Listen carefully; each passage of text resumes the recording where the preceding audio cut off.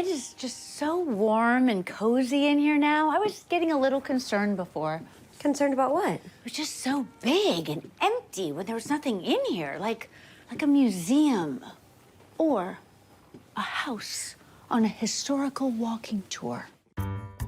Hello, lovers, and welcome back to And Just Like That, The Writer's Room, the official companion podcast of And Just Like That from Max. I'm Michael Patrick King, writer, director, and executive producer of And Just Like That, and I'm here with executive producer, writer Julie Rottenberg. Hi. Executive story editor and writer Lucas Froehlich. Hey. And executive story editor and writer Rachel Palmer. Hi.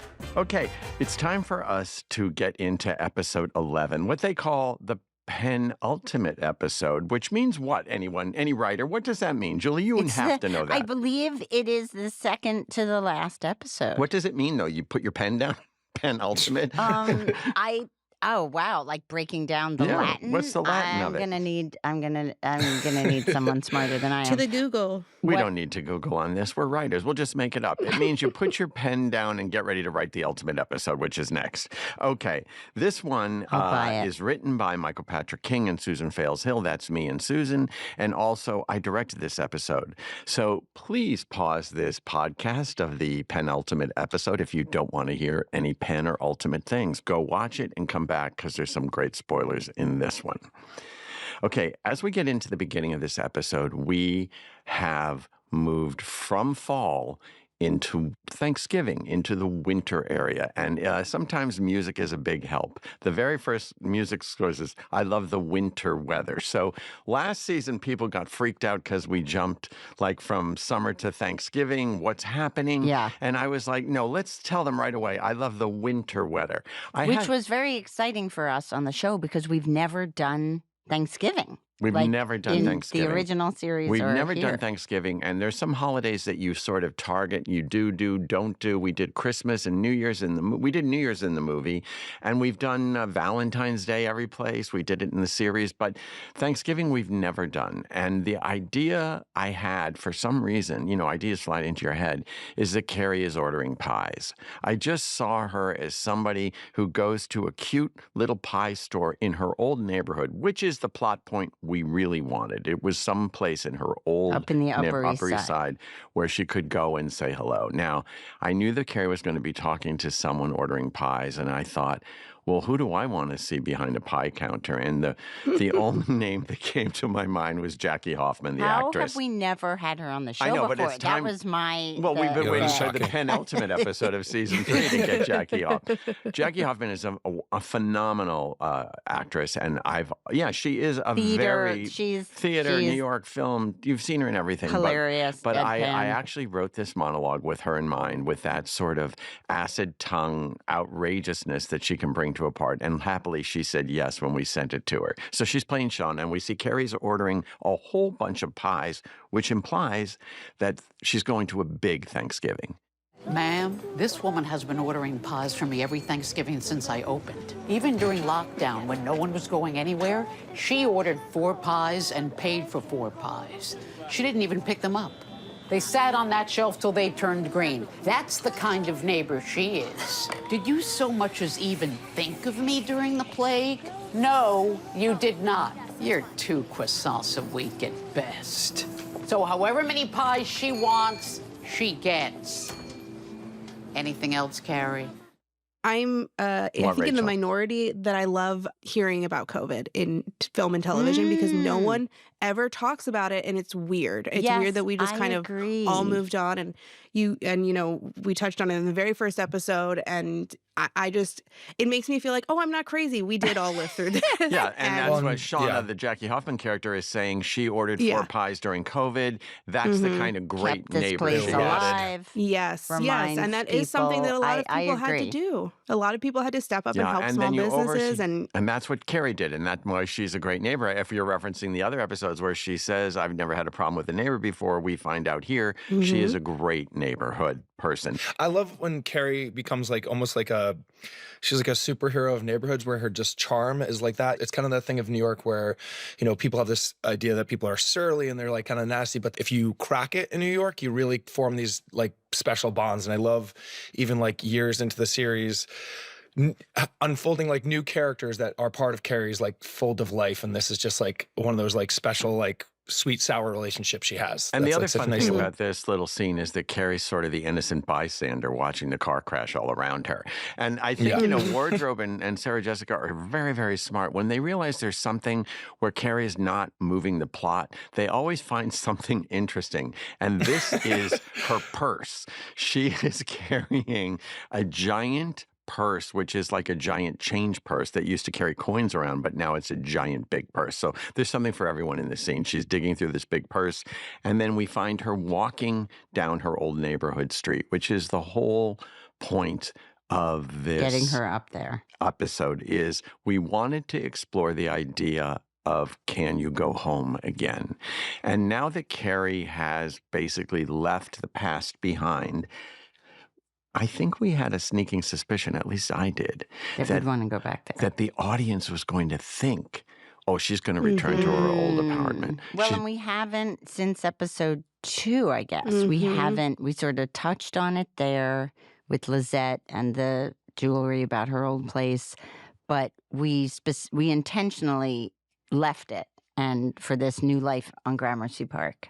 I feel like there definitely was a debate about whether to, like in the writer's room, about whether it's worth going back and stuff like that. I'm so glad we did. But it was like, you know where it was like very much. Julie and I had a complete disagreement about this. Julie never likes to go back, and I like to go back. Meanwhile, story I'm the most nostalgic person in my real life. I worried, like, why are we going back? She's moving on. Well, but where we landed, I think my objection to it was when it was going to be much earlier in the season. And I think where we landed was, and I agree, I like it better at the end of the season, where she's had this whole arc with Aiden. She's had this whole journey. Yeah. And now that's when you want to go back and touch that old nostalgia. You're taking away the safety net that she's always landed in. After every relationship, after everything, she's always gone back to that apartment, and now it's not. Right, and we're flirting with the idea that she's going back to that apartment here. We haven't yet destroyed the idea that that apartment no longer exists, which is the most decadent production thing we did. I said to John Melfi very early, we want Carrie to return to her old apartment, which is a set, folks, which meant that it had to be archaeologically dug up. It didn't exist. We had to rebuild that staircase going up. We had to rebuild the apartment. The body of the apartment. It's also all from the West Village. I mean, that is when you have a really amazing executive producer like John Melfi. Is he like, okay, what is the writing weird impulse that's important to them?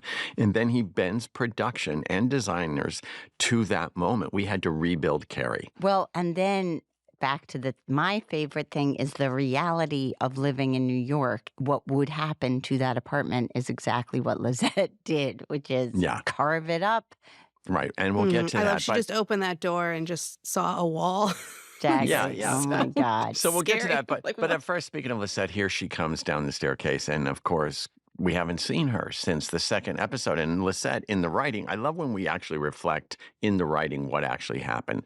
Lizette says, I haven't seen you in 7 months because of a boy. I'm that girl.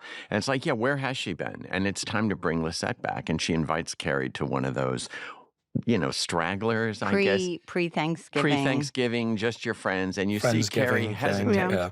But the big news is that Carrie tells Lizette that she and Aiden broke up. And Lizette says, Poor us. I'm fine. Well, then poor me. No, you're fine too. Okay. So the terra firma that Carrie is standing on and at the for top, the episode is about I'm fine until I'm not. Ending. And then the episode is really about just chipping away, how society chips away at someone's feelings about being fine alone. And writing your own ending and being okay with it. I also like that thing of like when you don't see a friend for a while and being like, you miss these major life events and then all of a sudden you're like back together and you're like having to call out, you become self-aware of your own like journey of being like, oh, I'm in this massive state of change because I have to tell you about it or something about the two of them, And speaking of massive state of change, Miranda in the call is mentioning that Brady is cooking his first Thanksgiving, and we realize that's Miranda's first Thanksgiving. She finally got the party she wanted to give. And she's getting everyone at her house, and Brady's first turkey because he wants to be a chef. and it's all very exciting for her. Having hosted Thanksgiving, I just want to say most people who have hosted it know never to make that offer again. It's a lot of work. Yeah.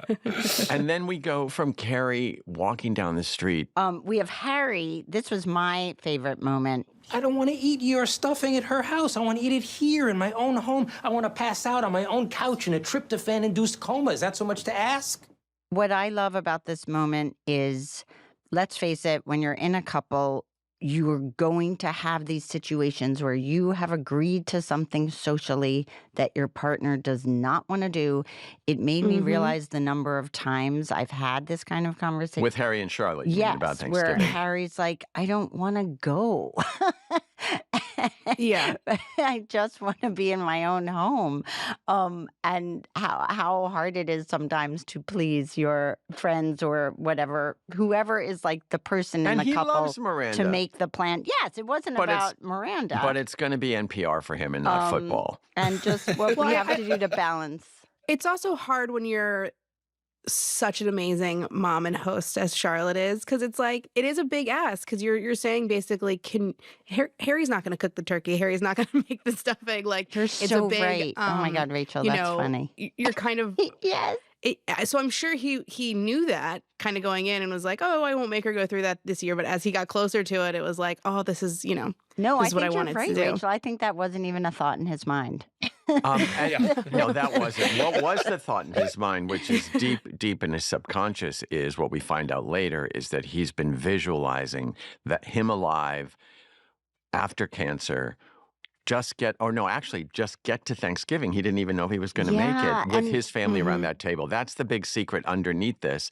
And the comedy on top of it is I'm polishing something that'll stay hard because my penis still isn't. Well, and it's really the first time he shows that he was afraid, that he was more afraid than later he in the presented. episode, when he reveals finally what's under his need to be at Thanksgiving. But at first he doesn't want to reveal that, as he says, I'm already Mr. Softy. I didn't want to be a total wuss. So instead he's just pretending it's NPR and white bread stuffing versus what he's expecting. And out of this, Charlotte tells him, I'll see if I can get us out from Miranda, which really do. She can't. Which is another thing we sometimes do with our spouses, just to placate them. Yeah, sure, I'll work on that. But what ends this scene is a call from Rock that they need Charlotte to help them with something, and Charlotte turns and sees a mirage, a vision. This is another example of something that you had an impulse about, Thoroughly Modern Millie, and God damn it, you had the thought, we're actually doing Thoroughly Modern Millie, the whole thing. Well, first of all, I love the idea that the actual idea of Thoroughly Modern Millie is a person, Millie, who's thoroughly modern and forward thinking and a flapper and on her own and making up her own way through the world in a time when society is like, that's outrageous. That skirt's too short. You have to have a boyfriend.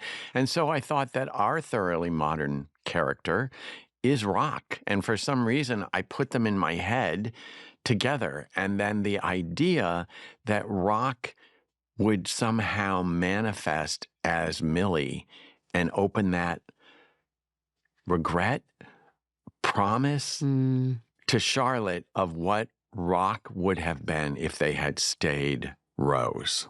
Yeah, which is something we've barely touched on this season. And I think we were all happy to do that because if you have kids, like they go through changes and growth spurts and then sometimes they revisit parts from their earlier life. And seeing Alexa Rock looking so beautiful, gorgeous, and dressed in a way with makeup that we never see her, it did take your breath away. It did take your breath away. And, we had to make it happen by saying that Lily overdid the makeup and that they're in the costume because they had to see what it felt like before dress rehearsal. But the real idea is to create what might have been in Charlotte's head. And that Rock is totally comfortable with with it. Yeah, the wig's very itchy. casual. We didn't want that to be the story. Throwaway, it wasn't about exactly. like, what does this mean? And, just that they are, as many kids are, so much more comfortable with fluidity in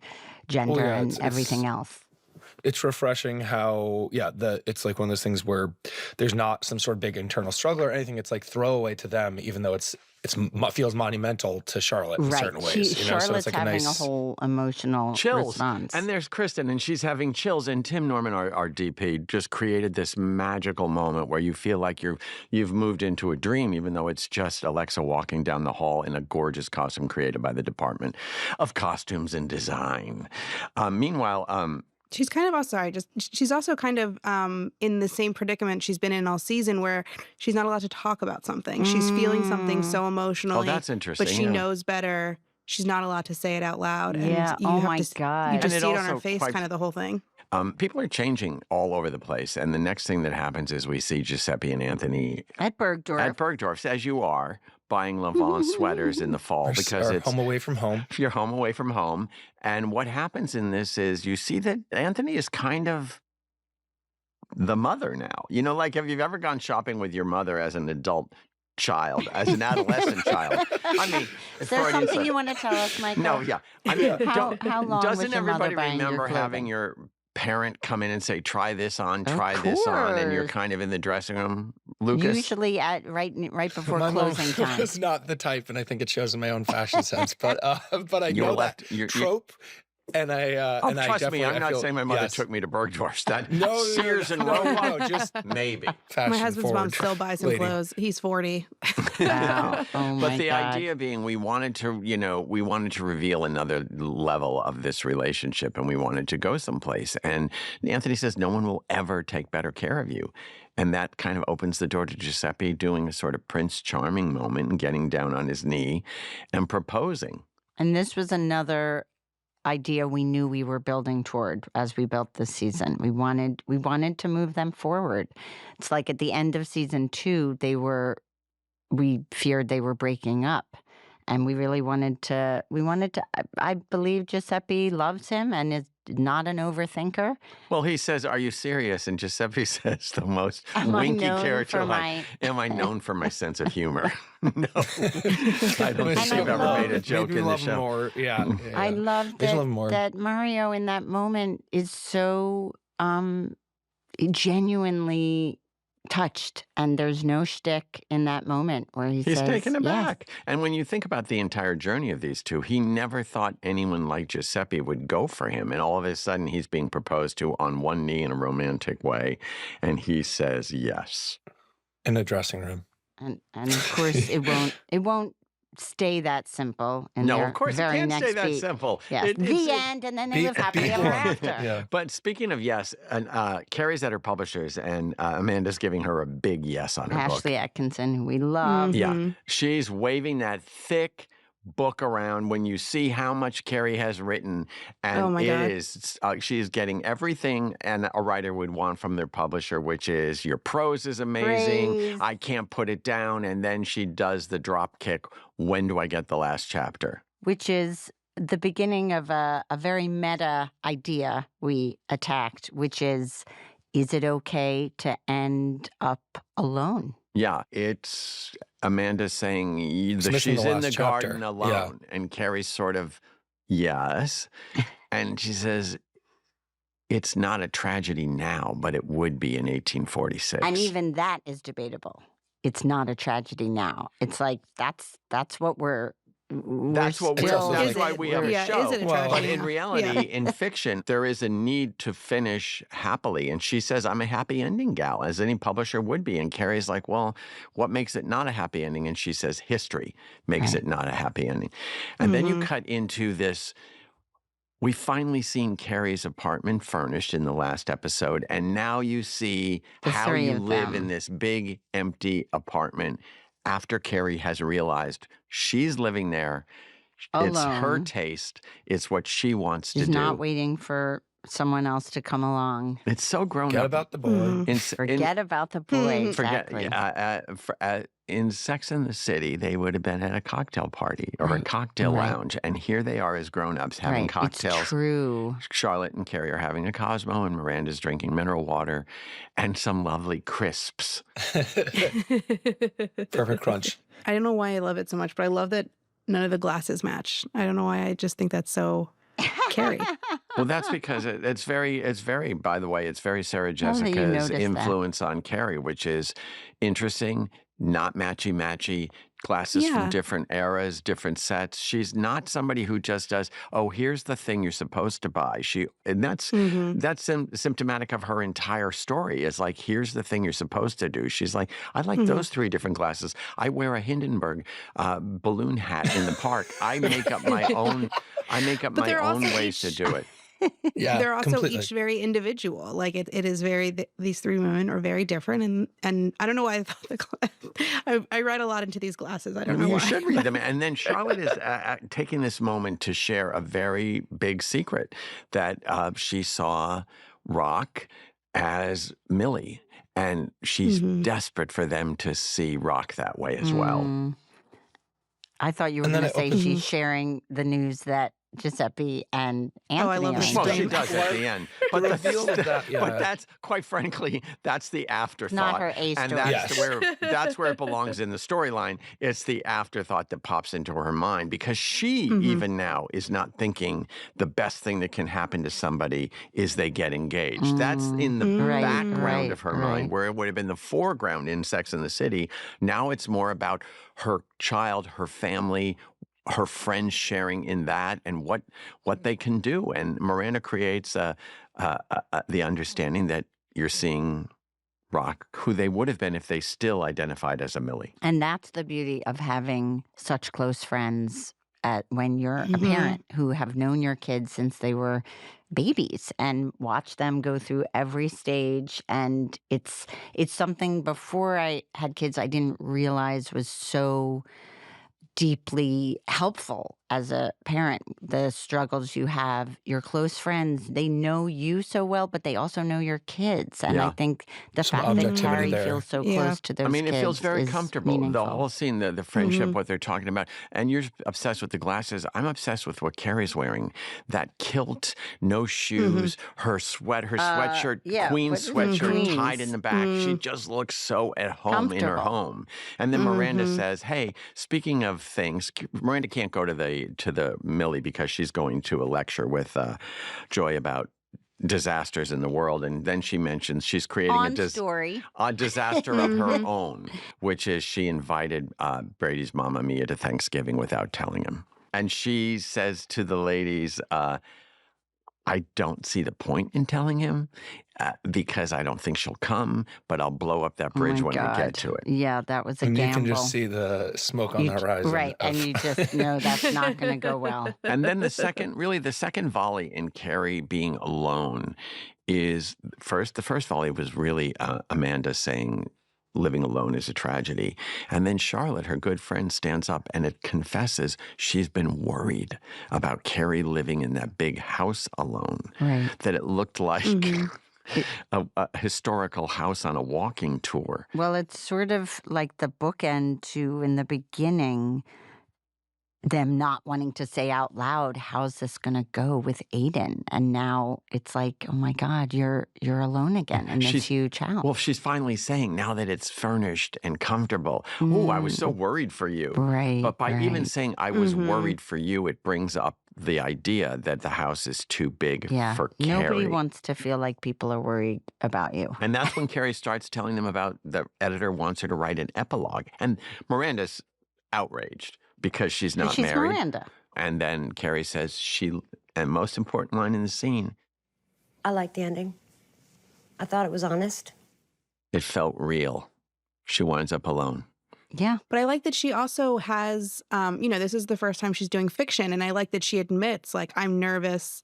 I don't want my book to end up in the discount bin, you know. So it is, she has those stakes to her. This is something she's never done. And it's this nice thing where it's like, is it it's like we said, it's a little bit meta where it's like, well, is it a commercial ending, but is it also satisfactory? But it's also, it's like, well, it's that drop, there's a poetic, and it's all these, right. it's this trifecta. It's the dance that writers have to do. It's my personal vision, but if no one buys it, what's the point of it? I mean, I had a nice personal vision, but no one else saw it because it was not a collective. And that's what you do with any writing. Like you're gambling what you guys want to write for our show, and then hopefully the audience is buying it. Well, and the response we got to the finale of the Sex and the City series, the debate, like, is it only a happy ending if she ended up with Big?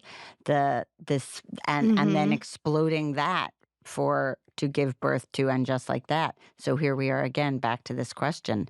Is the happy ending only one if there's a guy in the picture, whether it's Duncan or Aiden or somebody else? Or Adam, if there's a guy in the picture or a guy in your shower, which is the shower sex Mm. scene. You know what I mean? The shower sex scene. They are so giggly. Like what I loved about this. I mean, what did you say? I said horny. Horny. I thought you were going to say well, that it's a too. steamy scene. No, but what I loved about it, what is so new, I think, for Seema, is she's with a guy she feels comfortable with. And I like that they were cute. I mean, it's sexy, but it's also, I've never seen her as Seema so comfortable and not on. Well, it's a huge leap from where she was in the first episode, where she's in this like uncomfortable, bra thing, waiting for like a sexy Zoom with her man. And you know what I mean? Like it's very performative. Yeah, very performative, and like this is who I want to be perceived as opposed to completely naked in the shower and stripped down. Yes. And her hair is wet, and it's thrilling because they're having hot sex in the shower, but they're also funny. Yeah, she's saying to him, "You're a slacker. You've missed a spot." I mean, it's like the idea of her bringing all of her personality, her sexuality, as well as her irreverence to the sex scene is great. Well, and then to have "I love you, I love you." No record scratch, it's like in the old show it would have been like, and just what does that mean? They did that, right? And I also like the fact that she invites him to Thanksgiving, and we find out that Adam is non-traditional, which we know that he doesn't believe in that holiday. And then she busts his balls and says, "You don't have anything to be thankful for." And he says, "I give thanks for you." And she thinks that's the end. She's not expecting or wanting the next sentence. She just smiles and dries her hair and says, "That's nice." And then he says, "I love you." And she's almost taken aback. It's not like she's expecting it or waiting for it or even needing it in that moment. It was in the moment.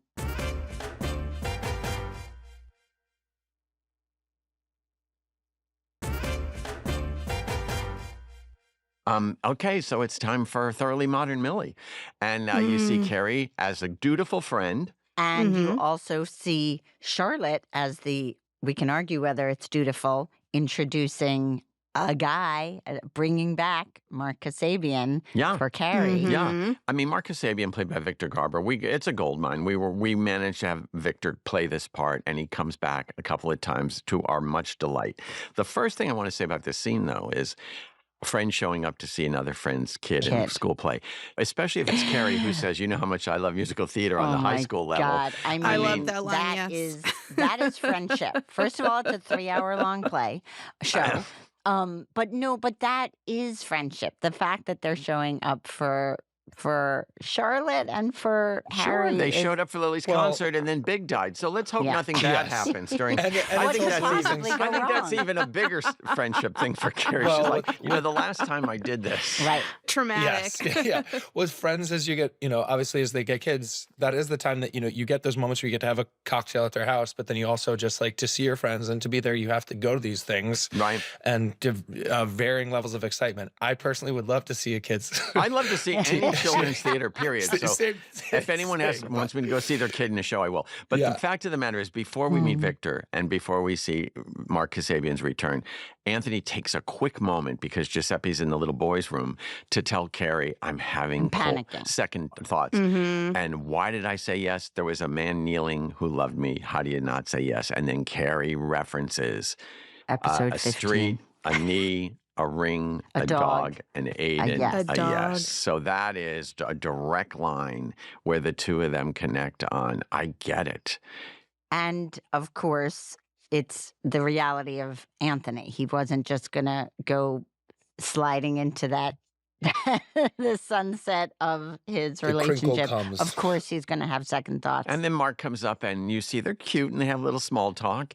And then Giuseppe comes in, and Charlotte says they're engaged, and Mark says, "Oh, I love that. It's my favorite part." Because we established he's been married, I think, 3 times, right? Yeah, 3 times. And then you cut into the actual theater while the orchestra is warming up, and you see just Herbert sitting there by himself, still feeling the scalding shame of having lost an election. Now, comptroller is not necessarily the most glamorous job, but it is important. And for him, it's his first public loss. He's a winner. Yeah. As she said, Wexley's always win. That's what his mother said. And there's nothing worse coming off a loss, no matter what industry you're in, than going out and having everyone remind you of it. And we love the thought of just plunking him in the middle of it's like school. Our Greek course of those school moms just like popping in. Right, because it's don't worry about the money we donate. Yeah, oh my such God. a cunty thing to say. So passive aggressive. Because like a lost shame spiral is internal, and in order for us to illustrate how deep it is, we had to make it public, and just everyone coming up, including Greg, the principal, played by Tim Bagley, coming up and saying, "I couldn't even get the gays to vote for you. I tried," and he just keeps hammering Herbert further and further and further down into the hole of shame. And then, of course, when Giuseppe arrives, you have the projection of Herbert saying, "Yeah, it's all been said." It's like, I don't know what you're talking about, but we're engaged. It's not about you, Herbert. Okay, so then we cut directly into our high school production of Thoroughly Modern Millie. And again, this is a perfect example where Alexa Swenton, who plays Rock, turns out can sing. Oh, well, we never know these No, things. but here's the thing. We're like, okay, Rock's gonna sing. So I said to Alexa at the table, "You're gonna sing." And before the table read, I said, "Practice lip syncing to Forget About the Boy." And she goes, "I sing." And I'm like, "But do you sing? Or do you sing like I think I sing?" Like we all sing in the shower. And she goes, "No, I'm a Broadway caliber singer. I was almost in Les Mis." And we're like, okay, Good still to know. still not believing. Really? You know, because God, actors Michael, always you're a tough sell. Generic general statement. Actors I feel like always Michael's been burned before. I have been. Oh, yeah. They always go up a notch of what their actual skills are sometimes. Well, in this case, I think in this case, she was it wasn't 100% Stephanie. right. Stephanie, who is our music supervisor, called me from the music studio. "How was it?" She says, "She didn't really sing. She's great." So it is Alexa lip syncing to Alexa as Rock as Millie. And the brightness of that entire little production. By the way, John Melfi produced a little mini Broadway show. Mini Broadway show. To Life go dream. with his mini ballet that he produced an episode, the first episode, looked good. But the costume department decided this is their version of Millie, all black and white, and then Rock in yellow. And the whole point of the scene, aside from fun, is to see that the boys that people are forgetting about. LTW is looking at Herbert. She can't forget about her boy. You have Greg, the principal, looking at Giuseppe. He can't forget about that handsome boy. And you have Charlotte looking at Rock, not wanting to let go of this moment image of them as a girl. And of course, there's Carrie, who's Carrie, yeah. And she says to Carrie, "Take a picture." Rock said, I'm not didn't allowed want me to. to, but said you. Oh, you yeah, could. there are so many rules as if you have teenagers. It's that you're not allowed to ask this or do this, but you can ask a friend, like, "Yeah, you ask her. I'm afraid." It's a lot of consent. But I mean, even her performance was like, it was still Rock. It was still Rock doing it, not, she didn't do like, okay, this is my Broadway moment and I'm going to be the Broadway star. She played it as Rock, and Rock was enjoying it, but Rock is not a Broadway caliber star. So I don't know. It took me back to high school. I'm sure we were all theater kids here. Our set design was not at that level, but of course it wasn't. No. And then at home, the next day or so, we see that Herbert is still not able to pull himself out of the slump. And LTW comes in looking fabulous, and he's sitting at home working, and she says, "Isn't this against your rules?" And this was something we talked about in the very beginning of the writer's room when we were breaking the season, is we wanted Herbert to be depressed and to not be able to get out of bed, so to speak. And what does that look like when it's Herbert? You know what I mean? Because everyone's depression looks different, and he's such a high achiever, and he's such a alpha. What does he look like when he's under that crumbling depression that everyone gets? And we also realized it was a comptroller loss, so it wasn't a death. So we didn't want to see him laying in bed in pajamas and like drooling on himself. But it really is a departure for him. Yeah. It was the first time we made this alpha really vulnerable, and to see him when he says to her, she says, "I've never been more proud," I think, and he says, "Not helping," yeah, which is that like, feels oh my very God, relationship it's like, true what to me. more can you do? Not like helping. Said, it's like then there's nothing you can say, which is the truth if you have a spouse who's depressed. And then he sweetly says, "Go to work," but not helping is like, she's done her best. And we all have been in that situation where you say the thing you think is going to help. It doesn't. It's like, just get away from me. Well, it's nice to see, we've seen Charlotte step up career-wise and like Miranda step up career-wise and see these success, but oftentimes you overextend and sometimes you take a step out and it's actually a step too far or there's luck or misfortune or whatever. So it's nice to see a character dealing with that very possible thing of like, sometimes life is a kind of a gamble, and then there's a partner, exactly, where there's nothing you can do, and sometimes these scenes need to be like left a little unresolved. There was also just a discussion in the room for a while about, it is crazy that he's being punished for being successful. He lost to the more people's candidate, and he was seen as out of touch, and but he has earned this life for himself. So it does feel very like, what like I don't know. It would be like, are my priorities off? Are my is this? It's ego. It's really ego, and it really shows how delicate we are and wrapped up in our egos. The fact of the matter is, he's not just saying he's sad about the election. He doesn't want to go to work where everyone will look at him like a loser. Any big shameful, "Oh, I'm divorced. I don't want to go to that party. I'll be the only. Everyone knows I just got divorced." It's like when your hero character that you're living suddenly dies, you don't want to be seen in public. And that's kind of interesting. It's what Carrie's dealing with. People saying your hero character of being alone is not necessarily going to fly with everybody. And we saw where it came from when Eunice said, Wexley's win. Wexley's always if win. If that's how you were raised and that was the message, is I can't lose or I'm a loser, then there's going to be So we go from our shame. One married couple who is clearly not opening up and communicating, they can't help each other at this moment, into our other married couple, which is Harry and Charlotte. And they are incredibly connected. And he admits to her here when she says, "I couldn't take Thanksgiving away from Miranda. It means a lot to her." He says, "What about me?" And this is where he reveals the thing we were talking about earlier.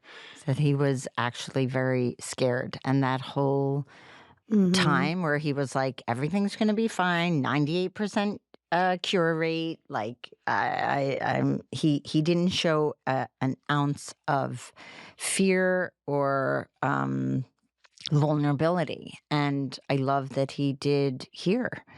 And also, I like that Charlotte didn't do what she said she would do. It's one of those times where you hope like it'll just go away. Maybe if I don't. You mean she didn't told get them out of Miranda? No, she couldn't, because Miranda says to her at Carrie's, "You're bringing that stuffing," and she's like, "Yes, I am." She can't do it. But here Harry reveals the most vulnerable thing, that he thought he would die and he just wanted to make it Thanksgiving. That visualization of who he and his family is, and she says, "You will have the Thanksgiving you want," and it goes right into Charlotte looking at her visualization of who she hoped her child would be and deciding that she can't. And this was interesting. And, we had an argument about this. Yes. One of many, but debating whether does she keep the photo just for herself to look at whenever she wants? Or does she delete it out of respect for Rock, if Rock said they didn't want Charlotte to take pictures of them? Yeah, and it's also just her letting go of that future. You know what I mean? She's just she has to let go of it, and she can't just dwell on like staring at this picture of what Rock would have been, you know, and she chooses, because Rock doesn't ask her to delete it, right? Well, she does it herself. This is all in Charlotte's mind. She says to Carrie, here's the through line. Rock said I couldn't take a picture, but they didn't say you couldn't. So Carrie takes a picture. So this is a picture that Carrie has sent to her phone, and Rock and Charlotte decides this is illegal. Yeah, she I was asked not to do this. Yeah. It's almost like you're looking Charlotte to be rule-abiding in such a way. I hate to say it. It's like you're looking at, you know, some people, somebody dies, and you look at, and some people keep a picture, and other people can't look at it because it's too painful. Well, also, sometimes your kids ask you not to share something, like there have been so many photos where I'm like, Thelma, please, can I send this to Grammy and Grampy or anyone? And you have to honor their wishes. It's very hard, but the pacts we have with our children. Did you say it's a modern thing? Yeah, I mean, it's like something that I feel like, you know, my parents didn't deal with at all. You know, I mean, it's a huge issue right now of children giving consent to be on the internet. Like, it's a huge problem. It's a huge problem of these parents, you know, putting their kids' lives on the internet and or sharing it with friends. Yeah. I mean, the other thing I just want to point out now, this is not about writing, but about acting and production, is, you know, you're always pushed for time. There's never time to do anything. And when you have something that you really need or want, it's a little bit of a prayer. And this scene is one shot, and it's at the end of the day, and Kristin never rehearsed it. And I just said to her, you're going to look at the phone, and the camera's going to be there, and just move in. And there was no time to rehearse it. And I did have the score. I did pick the score ahead, so she'd have something to feel. But, I mean, it's just that's how in the world these actresses are of these characters. They can just feel everything at once, happy, sad thing, without any rehearsal. And so thanks, Kristin, for that. Well, and also for Kristin, who has her own children, she is very maternal around her show children, Kathy and Alexa. And that's such a beautiful thing. It's they own everything. It's a different kind of parental love. Speaking of show children, here's Miranda and Neil, her oh my God, her Brady, and he comes home. I can't wait to talk about this scene. I've just been waiting the whole time. Great, go ahead. Okay, so this falls under the headline for me of like, you kind of can't win as a parent, where you have Miranda having this lovely moment with Joy, and of course Joy's cute, dogs. Irreverent. Yes, and we're so happy to see Miranda is finally in this seemingly great, stable relationship with Joy. Honest, they've been through all the stuff about alcoholism.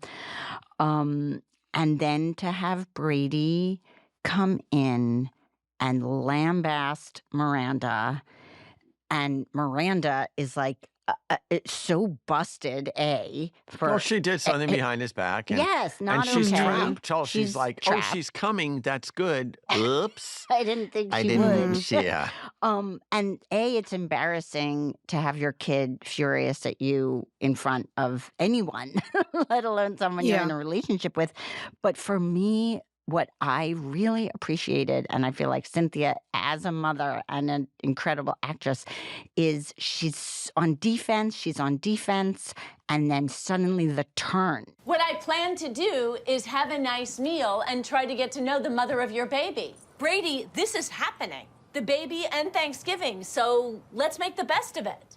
It's like, I'll only defend myself so much, and then, like, guess what? You got someone pregnant. We have to deal with this. Yeah. Like, this is reality. Yeah, and like, stop yelling at me. That was my favorite moment. And also, he's feeling so trapped that he drags Joy into it. Like, Joy's going to be on his side against Miranda by saying, Joy, this is crazy. She's crazy. Look, she's going to have to sit through this as well, too. It's true. Like, she is going to be the grandmother to this baby. And just the wanting to, like, smack him and wake him up. And, I think Neil is so good in this scene. Think too, Neil Cunningham, who plays Brady. I think, too, like, as a grandparent, like, you know how hard it's going to be. You know that you're going to want my help. Like, if I'm Miranda, I'm like, you're going to need your grandparents. Yeah. You say you don't, but you're gonna, and you're going to regret it if you don't have grandparents around to help you. I don't have children. I'm not a grandparent. I don't have children except for you three. But I do want to say that, like, learned knowledge versus innocence is such an important part of going forward. Like, my version of this is when you move to New York at 20, you have no idea what's in front of you. You do not know. And if somebody said to you, you don't know how hard this is going to be.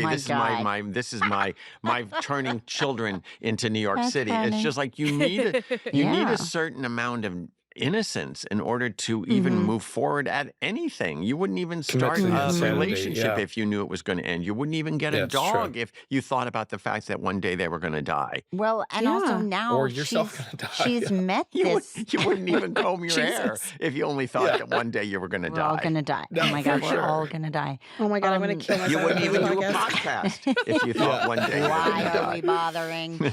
I think you would do a podcast if you thought you were going to die. But also, back to fiction, we've all met the baby mama now, and we know she's also a child, basically. Yes. And doesn't understand what she's getting herself into. A flatulent child. I think Miranda's on firmer ground to be alarmed, like to have her hair on fire about, like, oh my God, this baby is coming and these are children. She does bring in the adult point of view, and Brady responds like an adult by going into the bedroom and slamming the door.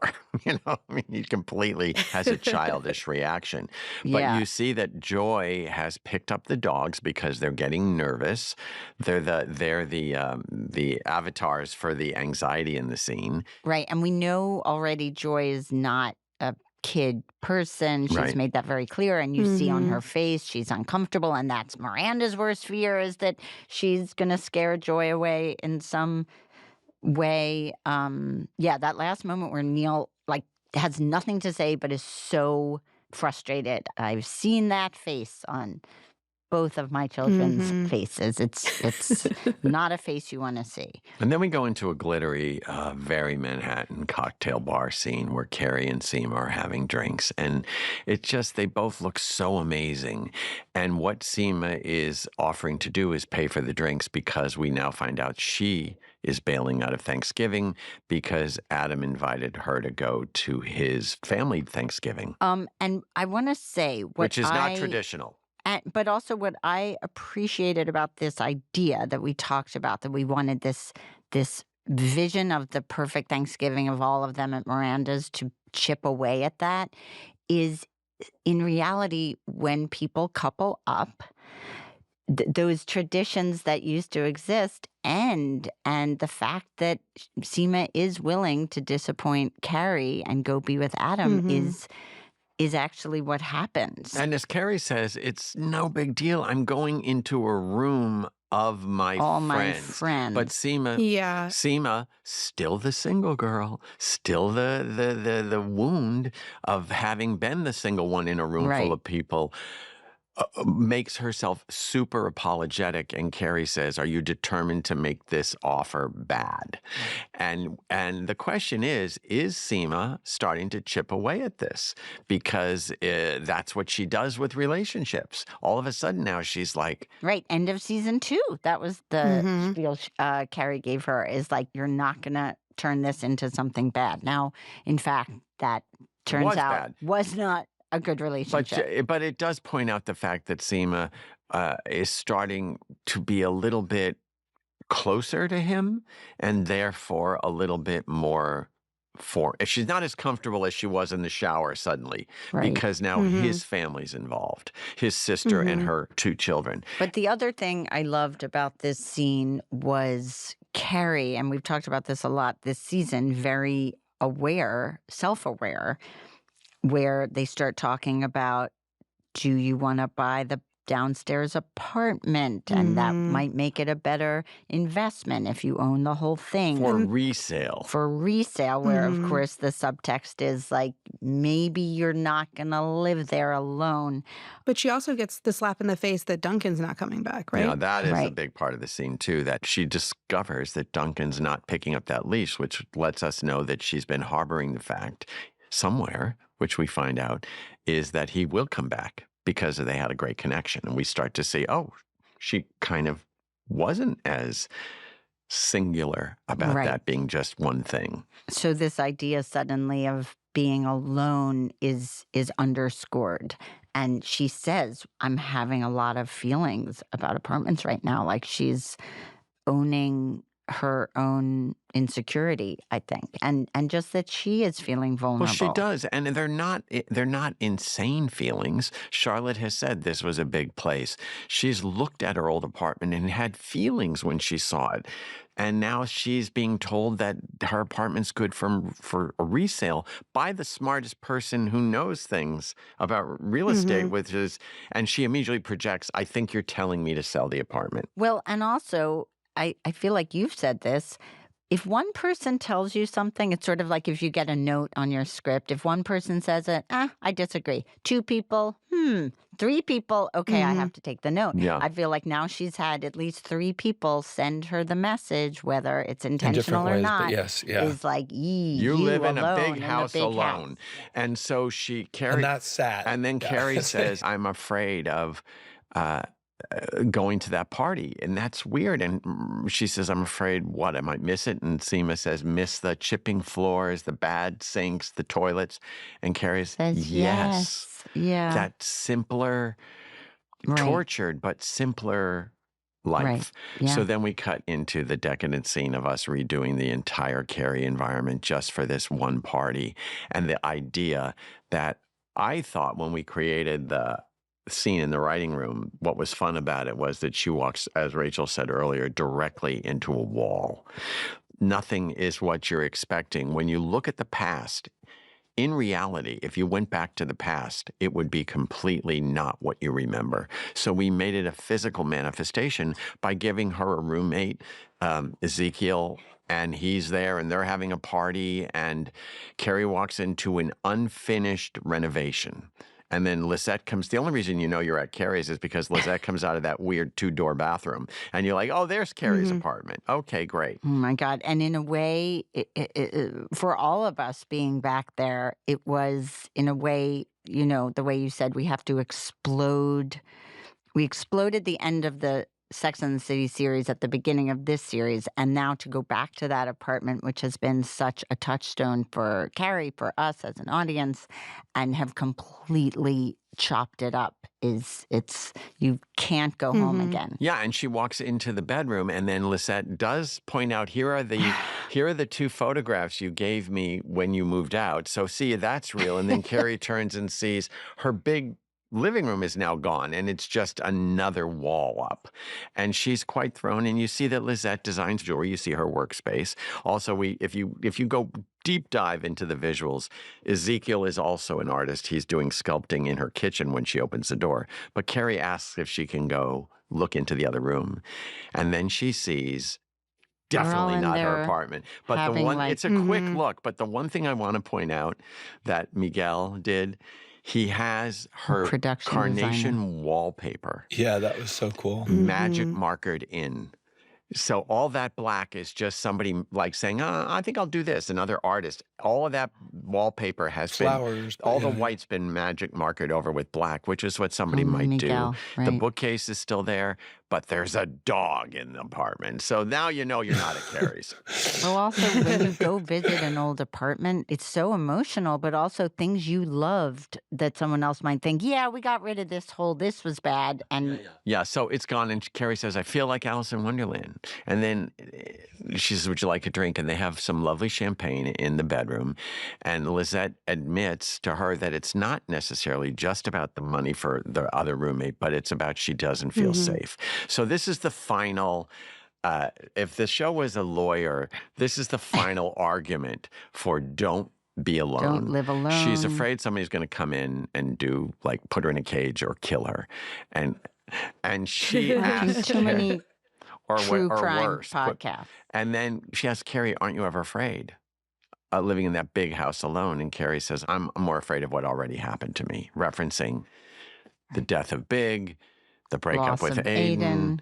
Yeah, which in a way, the changing of the apartment. Let's put Petrovsky in there. Let's put them all in there. Let's put them all the men, the Burger, things that have happened to her. Even when she was living alone before, but it wasn't about her. It was about what happened to her. And then Carrie says, I guess you can't go home again. And then the next scene, and almost my favorite scene in the episode, is when you suddenly look at something that was beautiful in a different way because of the way your frame of mind has changed. The front of her house now looks haunted. Scary. It looks cold and spooky. Tim Norman, the DP, put a branch and you hear wind and there's a very far away airplane and just... What is that? What have I done? The thing is, she's looking up at that house and almost like, she's like Olivia de Havilland in The Heiress. It's like suddenly gone from being this amazing decadent jewel box to this mausoleum that she's going to die in alone. And she goes up, kicks off her shoes again because she's still in that rhythm, like I'm doing that, because as Charlotte says, it's more sanitary. That's stuck in her mind. And she turns off the security system. And then you hear something that we have never done before. She titles a chapter. She says, epilogue. Which is, you could say, a capitulation. It's like, okay, fine. I'm going to take the message from the universe. I'm going to give her a happier ending. And what she writes, the epilogue, that's so interesting is she writes a very false promise of someone coming. She talks about this man coming back from London, wink, wink, because writers take what they experienced and then just make it somehow real but fake at the same time. And he's a widower who's coming back for a party in New York City. And as you pull away from this, you see how big that house is, as compared to the many times we've pulled away from Carrie's little Upper East Side apartment. It's just one window, really. Right. This is like just a big empty house. And in the second window, you can see the dress mannequin with the 1846 dress on.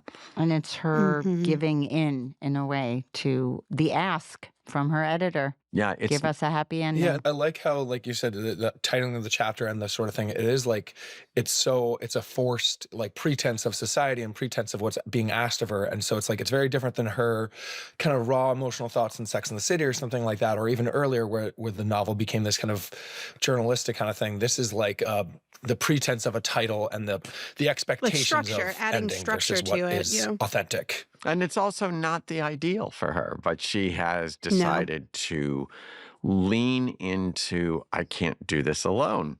Well, and we as a team of writers all we argue about how to end every season. Like, are we making the audience happy? I tried whenever I was reading to my kids when they were little, was it not a happy ending, but was it a satisfying ending? And I feel like we have to argue over, are we going to do something that the audience is going to hate, but that is true to the character? I would say that this is not a happy fan ending. service. This episode, I would say this is a fear-based ending. Yeah, right? It's unsatisfying. It's interesting because I feel like it's one of those because there's 12 episodes of the show and there's expectations of like someone watching this and being like, is this how they're ending the because it says epilogue, like, is this the end of the season? Yeah. And they kind of like playing with that like expectation. Let's there. Find out. We will find out next week. And just like that, we've reached the end of episode 11 of season 3. Thanks so much to Julie, Rachel, and Lucas for joining me. We'll be back next week to discuss our season finale, Party of One. And as ever, you can stream new episodes of And Just Like That Thursdays on Max.